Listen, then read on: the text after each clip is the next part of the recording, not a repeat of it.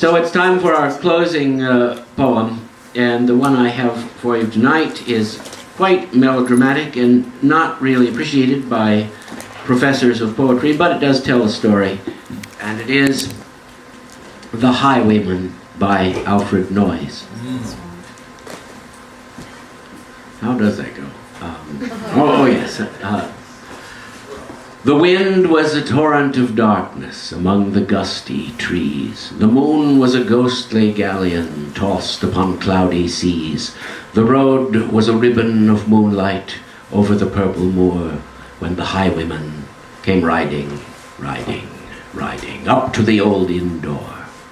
He'd a French cocked hat on his forehead, a bunch of lace at his chin, a coat of the claret velvet, and breeches of fine doe skin. They fitted with never a wrinkle. His boots were up to the thigh, and he rode with a jeweled twinkle. His pistol butts a twinkle, his rapier hilt a twinkle under the jeweled sky. Over the cobbles he clattered and clashed in the dark inn yard, and he tapped with his whip at the shutters, but all was locked and barred.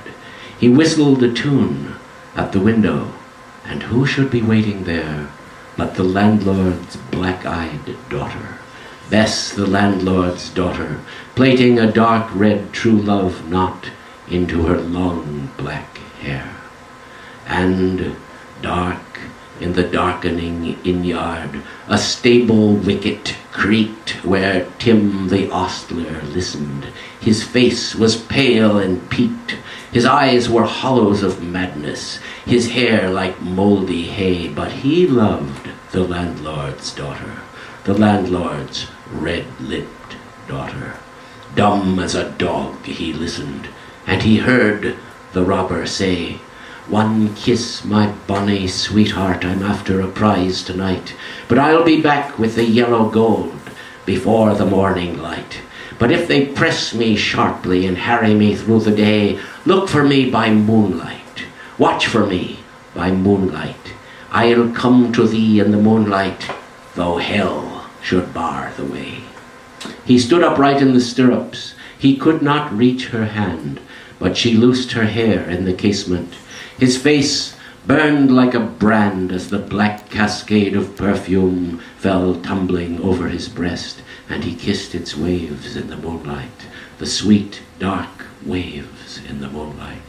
Then he tugged on his reins in the moonlight and galloped away toward the west. He did not come at the dawning. He did not come at noon, but out of the tawny sunset before the rise of the moon, when the road was a gypsy's ribbon looping the purple moor, a redcoat troop came marching, marching, marching. King George's men came marching up to the old inn door.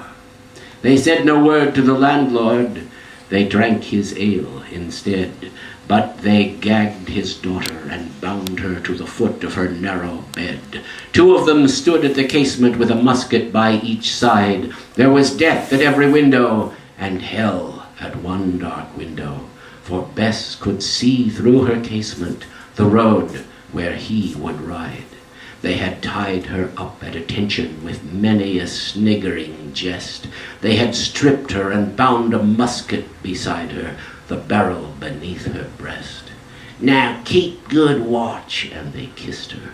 She heard the dead man say, "Look for me by moonlight, watch for me by moonlight.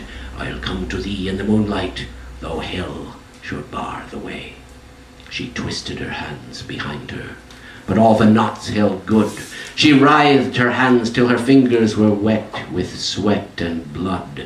She struggled on in the silence, and the hours sped by like years, until on the stroke of midnight, clear on the stroke of midnight, the tip of one finger touched it. The trigger, at least, was hers.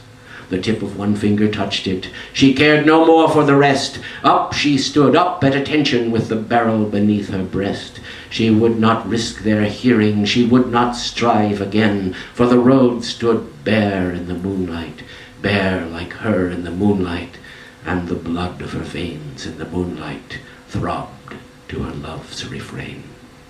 Clot, clot, clot, clot in the distance, the hoofbeats echoing clear. Clot, clot, clot, clot, coming closer. Were they deaf that they could not hear?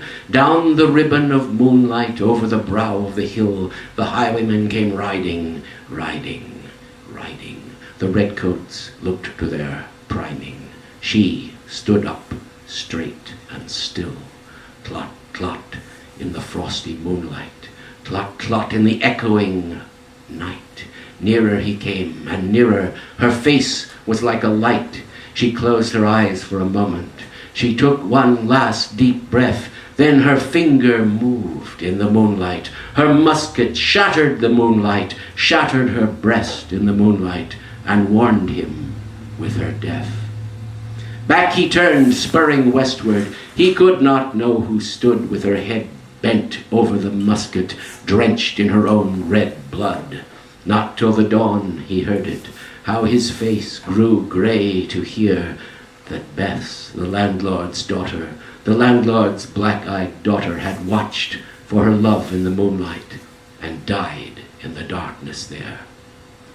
Back he rode like a madman, screaming a curse to the sky, with the white road smoking behind him and his rapier brandished high. Blood red were his spurs in the golden noon. Wine red was his velvet coat when they shot him down on the highway, down like a dog on the highway. And he lay in his blood on the highway, with a bunch of lace at his throat.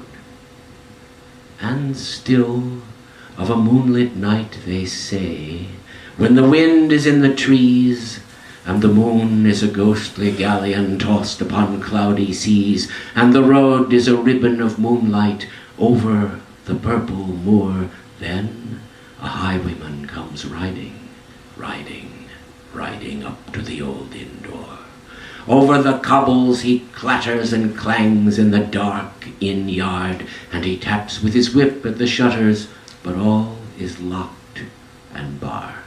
He whistles a tune at the window, and who should be waiting there but the landlord's black-eyed daughter, Bess, the landlord's daughter, plaiting a dark red true love knot into her long black hair.